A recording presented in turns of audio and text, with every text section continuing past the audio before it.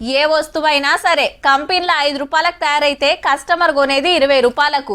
డీలర్లు హోల్సేల్ దుకాణాల కమిషన్ చూసుకొని ఆడికెళ్ళి చిల్లర దుకాణాలలో అమ్మేటోళ్ళ లాభం, సెంటర్ స్టేట్ ట్యాక్సులు అన్నీ కలిపి లెక్కేసుకొని వస్తువు మీద గింత అని రేటు పెడతారు.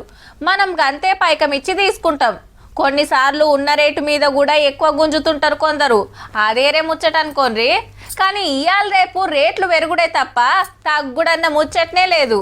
అయితే పబ్లిక్ అంతా జరంత నిమ్మలవడే ముచ్చటేందంటే జిఎస్టీలా 12% స్లాబ్ లేపేసుడో లేకుంటే అండ్లున్న కొన్నిటి రేట్లు దించుడో పక్కా అని ప్రచారం నడుస్తుంది ఢిల్లీలా.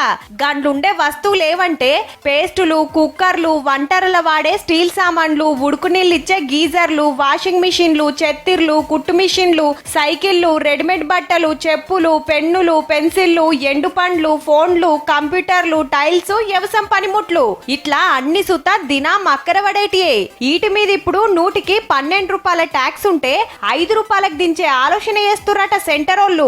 అంటే 7 రూపాయల ఫాయిదా.